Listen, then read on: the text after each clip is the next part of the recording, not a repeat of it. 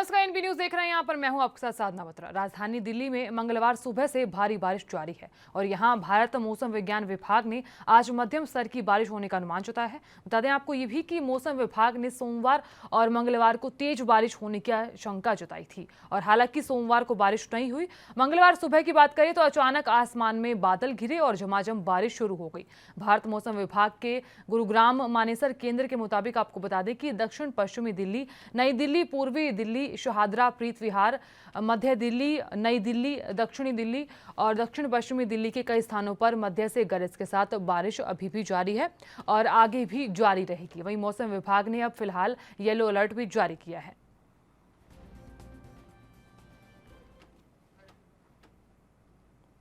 आपको बता दें कि राजधानी दिल्ली में मंगलवार सुबह से भारी बारिश जारी है और लगातार झमाझम बारिश हो रही है। तस्वीरें देख सकते हैं आप, ये दिल्ली की तस्वीरें दिखाई जा रही हैं। आपको ये बता दें कि जिस तरीके से बारिश अभी भी जारी है और मौसम विभाग ने येलो अलर्ट भी जारी किया है दिल्ली के लिए। दिल्ली एनसीआर में फिलहाल झमाझम बारिश हो रही है और लोगों को अब राहत मिलती हुई दिखाई दे रही है। हालांकि जल जमाव की जो समस्या है वो भी दिखाई दी, लेकिन इस बीच झमाझम बारिश से लोगों को अब राहत मिली है।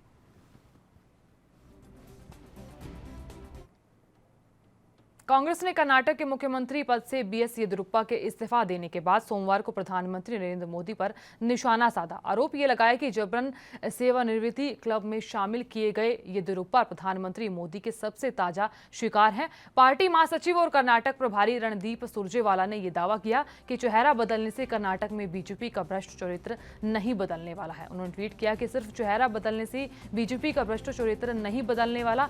सच्चाई ये है कि मोदी जी आदतन वरिष्ठ बीजेपी नेताओं को अपमानित करते हैं और उन्हें इतिहास के कूड़ेदान में डालते हैं। सुरजेवाला ने दावा किया कि मोदी जी का रिकॉर्ड है कि उन्होंने आडवाणी जी, मुरली मनोहर जोशी जी, केशुभाई पटेल, शांता कुमार जी, यशवंत सिन्हा जी और कई अन्य लोगों की जबरन सेवानिवृत्ति करवाई। मोदी जी के शिकार बीजेपी नेताओं में सुमित्रा महाजन, सुषमा स्वराज, उमा भारती, सीपी ठाकुर, एके पटेल, हरेन पांड्या, हरीन पाठक और कल्याण सिंह भी हैं। इसमें सबसे ताजा नाम हर्षवर्धन, रविशंकर प्रसाद और सुशील मोदी का है। गौरतलब है कि बीएस येदियुरप्पा ने कर्नाटक के मुख्यमंत्री पद से अपना इस्तीफा सोमवार को राज्यपाल थावरचंद गहलोत को सौंप दिया था। येदियुरप्पा ने राजभवन में गहलोत को इस्तीफा दिया था और यहां उन्होंने बताया कि उनका त्यागपत्र स्वीकार कर लिया गया है।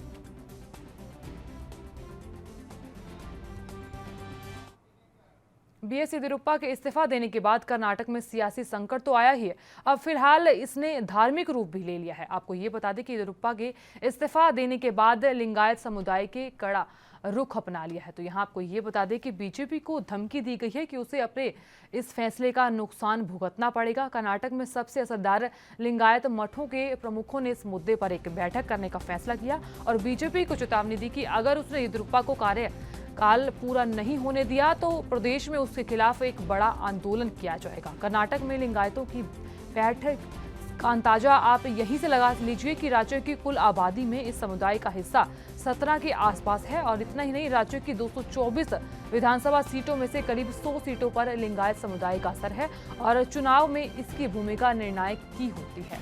और यहाँ बीजेपी के खिलाफ लिंगायत समुदाय का रोष बढ़ता ही जा रहा है। और सोमवार की बात करें तो सोमवार को येदियुरप्पा के गृह जिले में उनके समर्थकों ने सभी दुकानों और व्यावसायिक प्रतिष्ठानों को बंद करवा दिया था और उनके पक्ष में नारेबाजी भी की थी। वहीं कोटूर के वीरशैव शिवयोग मंदिर के मठाधीश्वर संगना बासव स्वामी ने कहा कि येदियुरप्पा को हटाने का षड्यंत्र राष्ट्रीय स्वयंसेवक संगठन का है, लेकिन वो ये याद रखे कि कर्नाटक में लिंगायतों की चलती है, आरएसएस की नहीं। दूसरी तरफ कर्नाटक के राज्यपाल थावरचंद गहलोत ने येदियुरप्पा का इस्तीफा स्वीकार कर लिया है।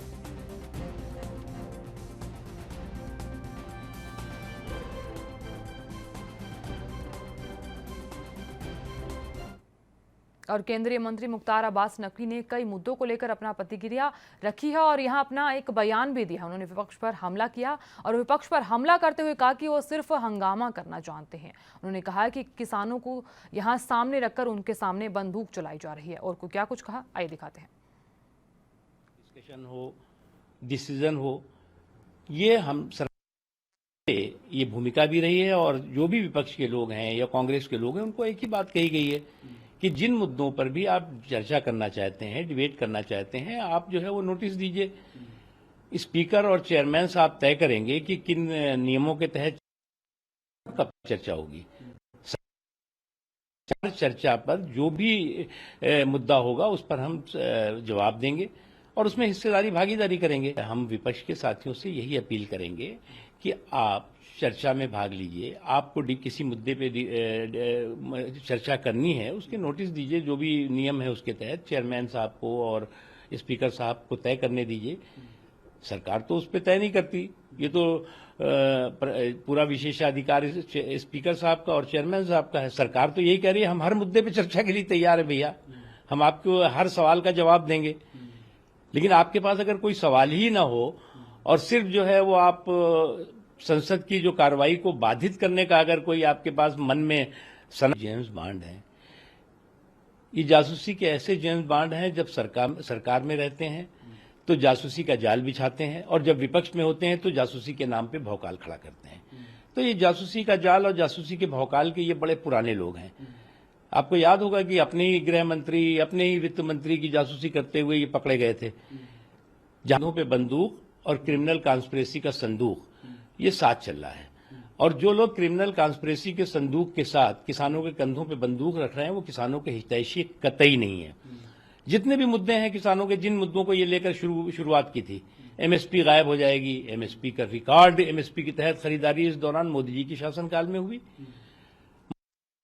वेव की आशंका के बीच दुनिया भर में डेल्टा वेरिएंट के बढ़ते मामलों ने अब चिंता बढ़ा दी है। यहाँ वायरोलॉजिस्ट की विशेषज्ञों के अनुसार डेल्टा वेरिएंट कोरोना वायरस का सबसे खतरनाक और सबसे तेजी से फैलने वाला वेरिएंट है, जो एक व्यक्ति से दूसरे व्यक्ति में आसानी से फैलता है।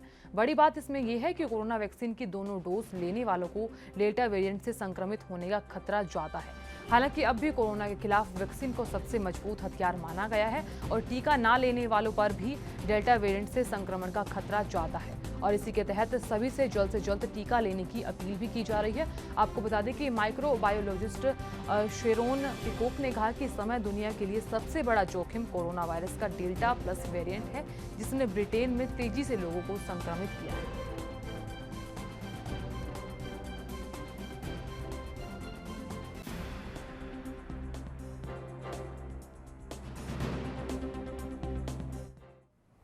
और कांग्रेस ने कर्नाटक के सीएम पद से बीएस येदियुरप्पा के इस्तीफे देने के बाद पीएम मोदी पर निशाना साधा है।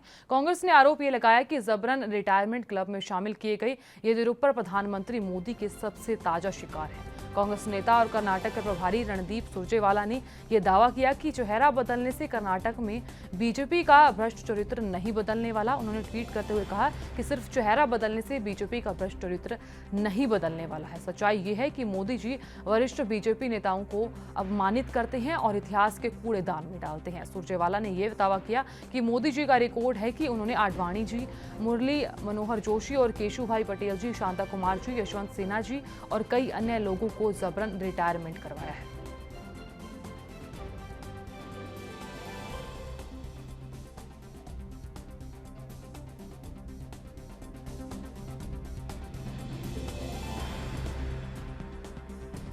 आपको बता दें कि जिस तरीके से येदियुरप्पा का इस्तीफा अब सामने आया है और इसी इस्तीफे को लेकर अब रणदीप सुरजेवाला का बयान सामने आया है। उन्होंने कहा कि क्या चेहरा बदलने से सरकार का चरित्र बदल जाएगा और यहां साफ तौर पर कांग्रेस ने बीजेपी पर पलटवार भी किया है। आपको बता दें कि यहां केंद्र सरकार पर साफ तौर पर रणदीप सुरजेवाला ने निशाना साधा है और निशाना साधते उन्होंने कहा कि क्या चेहरा बदलने से सरकार का चरित्र बदल जाएगा, क्योंकि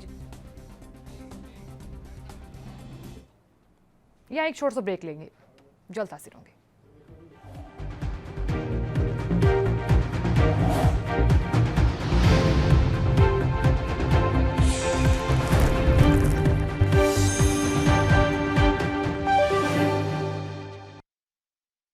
ब्रेक के बाद सुई का स्वागत है। खबरों में आगे बढ़ते हुए पेगासस जासूसी मामले का असर संसद सत्र के दौरान देखा जा रहा है और यहां विपक्ष लगातार प्रधानमंत्री नरेंद्र मोदी से इस मुद्दे पर जवाब मांग रही है। जानकारी के मुताबिक आपको ये बता दें कि संसदीय दल की बैठक में टीएमसी ने फैसला लिया है कि जब तक प्रधानमंत्री नरेंद्र मोदी इस मुद्दे पर संसद में बयान नहीं देते तब तक संसद की कार्यवाही चलने नहीं दी जाएगी। आपको बता दें कि ममता बनर्जी के दिल्ली पहुंचते ही टीएमसी आक्रामक हो गई है। हालांकि ममता बनर्जी ने राज्य में पेगासस जासूसी कांड की की जांच के लिए 2 सदस्यीय जांच आयोग गठित करने का ऐलान किया है। बता दें आपको ये भी कि ममता बनर्जी के भतीजे और पार्टी महासचिव अभिषेक बनर्जी का नाम भी पेगासस जासूसी कांड में सामने आया और सरकार पर उनका फोन टैप करने का आरोप है। अभिषेक बनर्जी लोकसभा के सांसद भी हैं।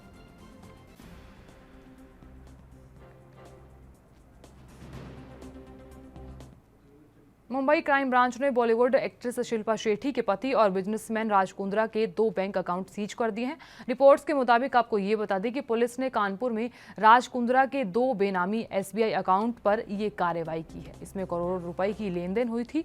कार्रवाई रविवार को की गई और जानकारी के मुताबिक आपको ये बता दें कि राज कुंद्रा की कंपनी में काम करने वाले अरविंद श्रीवास्तव के जरिए ये पैसा कानपुर के अकाउंट में डाला गया था। फरवरी 2021 में मुंबई क्राइम ब्रांच ने अरविंद श्रीवास्तव के लिए लुकआउट नोटिस भी जारी किया था।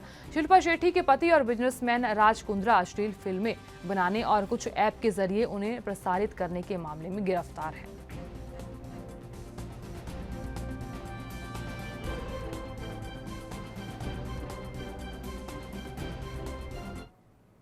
मध्य प्रदेश के उज्जैन में स्थित महाकालेश्वर मंदिर में सोमवार को भगदड़ जैसी हालात होने के चलते कई महिलाएं और बच्चे घायल हो गए।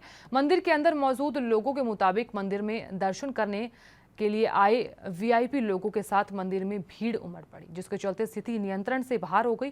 सावन के पहले सोमवार के मौके पर मुख्यमंत्री शिवराज सिंह चौहान, पूर्व मुख्यमंत्री उमा भारती समेत कई VIP दर्शन के लिए मंदिर पहुंचे और यहां सोशल मीडिया पर वायरल हो रहे एक वीडियो में नजर आ रहा है कि मंदिर के गेट नंबर 4 से श्रद्धालु सुरक्षा घेरे को तोड़ते हुए धक्का मुक्की के साथ अंदर घुसने लगे, जिससे भगदड़ जैसे हालात पैदा हो गए।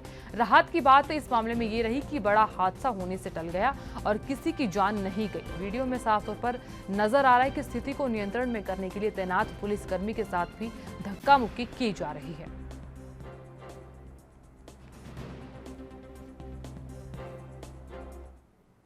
और रेल मंत्री अश्विनी वैष्णव ने सोमवार को भारतीय रेलवे की भारोत्तोलक मीराबाई चानू से मुलाकात की है और यहां टोक्यो ओलंपिक में रजत पदक भी जीता है। आपको ये बता दें कि मंत्री ने 2 करोड़ रुपए का नकद इनाम देने की बड़ी घोषणा की है। एक ट्वीट में रेल मंत्रालय ने कहा कि माननीय मंत्री श्री अश्विनी वैष्णव ने ओलंपिक रजत पदक विजेता और भारतीय रेलवे के भारोत्तोलक और सुश्री मीराबाई चानू को सम्मानित किया और माननीय मंत्री ने टोक्यो ओलंपिक्स 2020 में शानदार प्रदर्शन के लिए उन्हें 2 करोड़ रुपए के नकद पुरस्कार और पदोन्नति की घोषणा की है। और शनिवार को 49 यहाँ वर्ग में रजत पदक जीतने वाली चानू ने ओलंपिक खेलों में भारत के पदक तालिका में खाता खोला और ये बताया जा रहा है कि स्वदेश वापसी पर सोमवार को भारत माता की जय के नारों के साथ उनका शानदार स्वागत किया गया।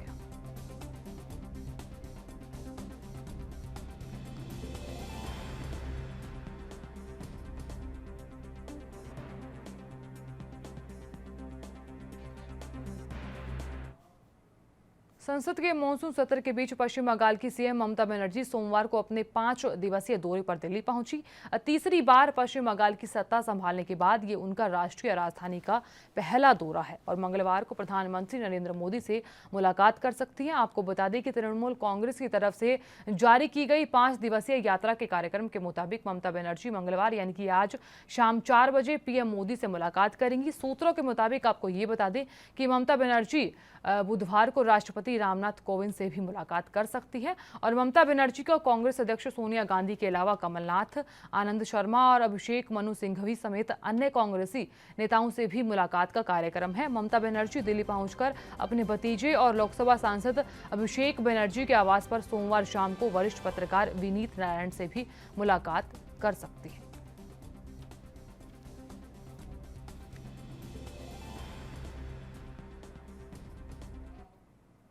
और ब्रिटेन की अदालत ने सोमवार को भगोड़े भारतीय कारोबारी विजय माल्या को दिवालिया घोषित कर दिया है। बता दें ब्रिटेन की अदालत का आदेश भारतीय स्टेट बैंक के नेतृत्व वाले बैंकों के संघ के लिए भारत और विदेशों में माल्या की किंगफिशर एयरलाइंस में स्वामित्व वाली संपत्तियों को अपने कर्ज को चुकाने के लिए फ्रीज करने की पहल के रूप में आया है।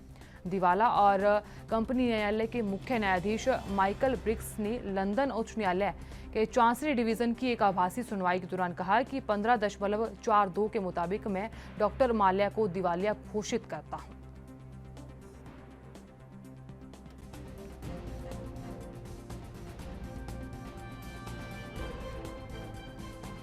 आपको बता दें कि यहाँ ब्रिटेन की अदालत ने माल्या को अब दिवालिया घोषित कर दिया है। तो यहाँ आपको बता दें कि विजय माल्या को दिवालिया घोषित कर दिया गया है और यहाँ ब्रिटेन की अदालत ने इन्हें दिवालिया घोषित कर दिया है। आपको ये बता दें कि जिस तरीके से ये मामला पहले भी चल रहा था और फिलहाल जिस तरीके से दिवालिया घोषित कर दिया गया है और ब्रिटेन की अदालत का आदेश भारतीय स्टेट बैंक के नेतृत्व वाले बैंकों के संघ के लिए भारत और विदेशों में माल्या की किंगफिशर एयरलाइंस के स्वामित्व वाली संपत्तियों को अपने कर्ज को चुकाने के लिए फ्रीज करने की पहल के रूप में सामने आया है।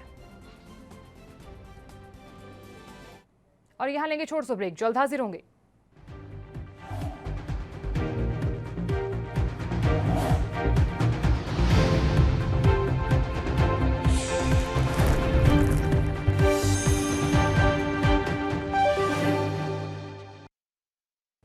ब्रेक के बाद सभी का स्वागत है। खबरों में आगे बढ़ते हुए कोविड-19 की स्थिति में सुधार के मद्देनजर सोमवार से दिल्ली मेट्रो ने अपना परिचालन शुरू कर दिया है। आपको ये बता दें कि जिस तरीके से पूर्ण क्षमता के साथ परिचालन शुरू कर दिया है, यानी अब सभी सीटों पर बैठकर लोग यात्रा कर सकते हैं, लेकिन खड़े होकर यात्रा करने पर अब भी पाबंदी है। अधिकारियों ने ये जानकारी दी कि दिल्ली मेट्रो रेल निगम यानी कि डीएमआरसी ने बताया कि लॉकडाउन के बाद 7 जून को ये बहाल की गई मेट्रो ट्रेन सेवा 50% क्षमता के साथ चल रही थी।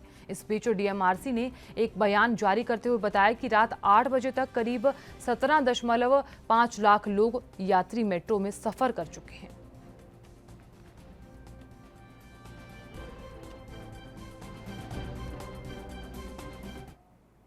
जैसे ही सरसों के तेल के दामों में आग लगी, वैसे ही मिलावटखोरों ने सरसों के तेल का गंदा धंधा शुरू कर दिया। यूपी के बुलंदशहर की बात कर रहे हैं, जहां फूड सेफ्टी विभाग की टीम ने पुलिस बल के साथ अनाज मंडी में रेड की है और मिलावट के शक में वहां से सरसों के तेल के करीब 50 कार्टूनों को जब्त कर लिया है। बता दें कि जब्त कार्टूनों में सरसों के तेल की मात्रा 5 से 6 क्विंटल बताई जा रही है। वहीं फूड सेफ्टी विभाग की कार्रवाई से मिलावटखोरों में हड़कंप मच गया है।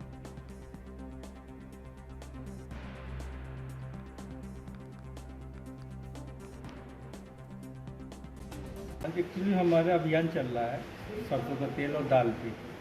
उसी क्रम में आज मैं हमारी टीम द्वारा सिकंदराबाद में मंडी में शिकायत मिल रही थी कि दर्शन ब्रांड का जो है सरसों का तेल काफ़ी ख़राब बिक रहा है।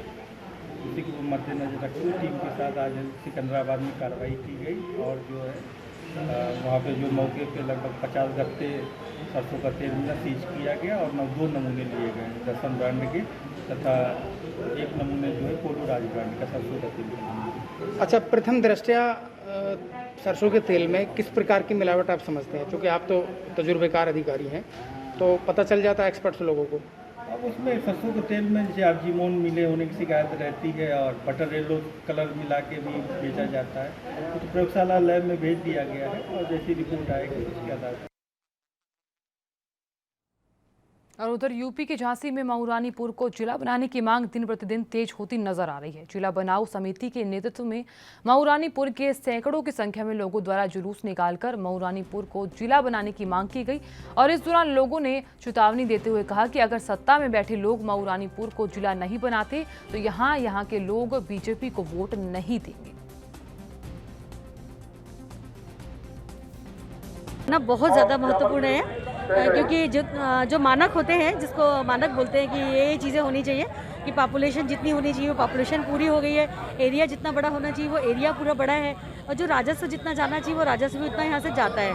और इस तरह से हम सभी चीज़ों को लेकर डिजर्व करते हैं कि हमारा मऊरानीपुर जरूर जिला बनना चाहिए, जिससे कि कलेक्ट्रेट यहाँ आएगी और कलेक्ट्रेट जब यहाँ पर आएगी तो बहुत सारे ऑफिस खुलेंगे, बहुत सारे लोगों को रोज़गार मिलेगा, एजुकेशन अच्छा होगा और आपका जो है ना ये हमारी जो मेडिकल फैसिलिटी वो अच्छी होगी और हम लोग को शॉपिंग वगैरह के लिए नए नए मॉल खुलेंगे, अच्छी अच्छी कंपनियां यहाँ इन्वेस्ट करेंगी, तो इस तरह से हम लोग के व्यापार के लिए भी बहुत फायदेमंद।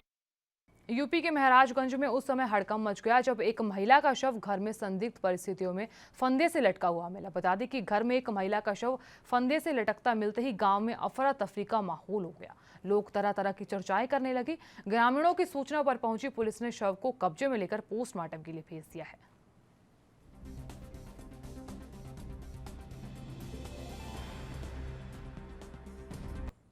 इन सबों में कहा सुनी हुआ, उसके लिए हम लोग को बुलाए यहाँ पे। हम लोग जो है आके समझा करके उसके बाद चले गए। ठीक है, शादी हुए 5 साल हो गया, बच्चे नहीं अभी है। ठीक है, उसके बाद उसी बच्चे के लिए जो है ये लोग आज ये घटने का अंजाम दे दिए। क्या अंजाम दिए हैं और परिवार मर्डर किए हैं सर। कौन कौन संलिप्त है इसमें? इसकी ननद है, इसका भाई है, उसका आदमी है, उसका बाप है, उसकी माँ है।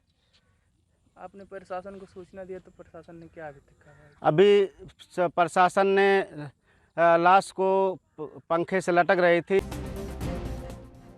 आपको बता दें कि यूपी के महाराजगंज में उस समय हड़कंप मच गया जब एक महिला का शव मिला और यहाँ क्षेत्र में सनसनी का माहौल भी दिखाई दे रहा है और पूरे गांव में यहाँ अफरा तफरी मच गई। और बताया जा रहा है कि यहाँ घर में संदिग्ध परिस्थितियों में फंदे से लटका हुआ शव मिला है और घर में एक शव का जिस तरीके से फंदे से लटका हुआ एक शव मिला और यहाँ क्षेत्र में सनसनी का माहौल भी हो गया और गांव वाले तरह तरह की चर्चाएं भी करने लगी और तरह तरह की बातें भी बनाने लगे। आपको ये बता दें कि यहाँ पुलिस ने फिलहाल शव को पोस्टमार्टम के लिए भेज दिया है और आगे की जांच भी फिलहाल की जा रही है। संदिग्ध परिस्थितियों में महिला का शव मिला है। यूपी के महाराजगंज की बात कर रहे हैं हम, जहाँ एक महिला का शव मिला है और यहाँ क्षेत्र में सनसनी का माहौल भी पैदा हो गया है। फिलहाल के लिए इतना ही। आप देख रहे हैं ANB न्यूज़। नमस्कार।